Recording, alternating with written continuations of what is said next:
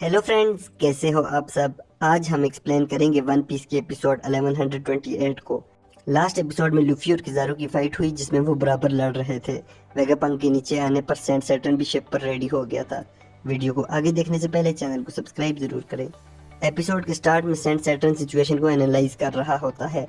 पासिफिस्ता अभी भी वेगापंक की कमांड में आ गए हैं और नेवी पर अटैक कर रहे हैं। फ्रैंकी पासिफिस्ता को अपनी साइड पर देखकर खुश होता है।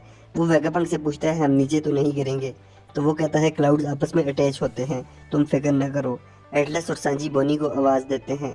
सांजी अपनी ऑब्जर्वेशन हक की इस्तेमाल करता है और बोनी को ढूंढ लेता है। सांजी कहता है यह गाड़ी बहुत स्लो है और जल्दी से बोनी की तरफ जाता है। बोनी खुश होती है कि अब पासिफिस्ता उनकी साइड पर हैं। उस टाइम बोनी पर वाइस एडमिरल पोम्स्की अटैक करता है। बोनी उससे बचती है।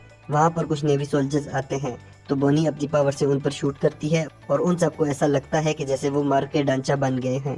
बोनी वहाँ से भागती है तो एक पासिफिस्ता उसे रोकता है। बोनी सोचती है ये कैसे हुआ, तो वाइस एडमिरल ब्लू ग्रास उस पर बैठी होती है। वो कहती है मैंने राइट फ्रूट खाया है और जिस पर भी बैठ जाऊँ वो मेरा गुलाम बन जाता है। पासिफिस्ता जैसे ही बोनी पर लेजर अटैक करने लगता है तो उसे कुमा याद आता है। सांजी जल्दी से बोनी को बचा लेता है और कहता है ये कुमा नहीं है, तुम्हें होश में रहना होगा। ब्लू ग्रास और पोम्स्की को बाकी पासिफिस्ता रोकते हैं और वेगापंक भी वहां आ जाता है और उन्हें लेके वहां से निकलता है। लेबोफेज मिस्टर हेट्रोबन को आराम से लेटने का कहते हैं ताकि उसे साथ ले जाएं। स्टेसी बोलती है मैं इधर ही रुकूंगी, मुझे कुछ काम है। शिप पर सैटर्न उठता है। जोरो लूची से और लूफी किजारू से अभी भी लड़ रहे होते हैं। किजारू कहता है अगर मेरा सारा टाइम तुम पर लग गया तो मेरा मिशन फेल हो जाएगा। तो लूफी बोलता है मैं भी यही चाहता हूँ। सैटर्न अपनी पावर यूज करता है। उसे महसूस करके लूफी, किजारू, जोरो, लूची सब बहुत ज्यादा शॉक्ड होते हैं। आसमान पर अचानक काले बादल आ जाते हैं। लैंड पर एक आवाज आती है कि सब पासिफिस्ता रुक जाएं। सब पासिफिस्ता के रुकने पर एटलस कहती है ऐसा कैसे हो सकता है, हमसे ऊपर तो सिर्फ 5 एल्डर्स हैं।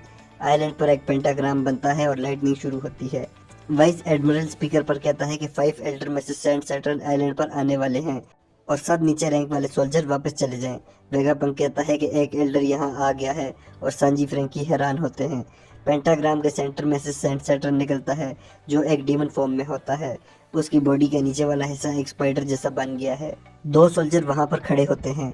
जैसे ही सैटर्न एक की तरफ देखता है तो वो मर जाता है। सैटर्न सोचता है कितने टाइम के बाद मैं जमीन पर आया हूँ। बोनी सैटर्न को देखकर कहती है ये कैसा मॉन्स्टर है। उस टाइम किजारू उन पर अटैक करता है और वेगापंक की गाड़ी क्लाउड से नीचे गिर जाती है। फ्रैंकी लूफी से कहता है हमें बचाओ। सैटर्न जैसे लूफी को देखता है तो उसे निका कहता है। लूफी किजारू के अटैक से बचता है और हाकी यूज करके स्टार पंच किजारू को मारता है, जिसे वो पहले डॉज करता है। लेकिन लूफी वापस उसे किजारू के सर पे मारता है और वो नीचे गिर जाता है। लूफी की भी निका फॉर्म खत्म हो जाती है और वो नीचे गिरता है। गाड़ी के नीचे गिरने पर सांजी बोनी को और फ्रैंकी वेगापंक को बचा लेता है। सैटर्न वहां आता है। बोनी उसे देखती है तो उसे याद आता है कुमा की मेमोरी में सैटर्न ने ही वेगापंक को कुमा को एक मशीन बनाने का कहा था। बोनी उठती है और एक तलवार लेकर सैटर्न पर हमला करती है और तलवार को उसके अंदर उतार देती है। सैटर्न का खून निकलता है और एपिसोड खत्म हो जाती है। आपको ये एपिसोड कैसी लगी हमें कमेंट करके ज़रूर बताएं। Thanks for watching, please subscribe.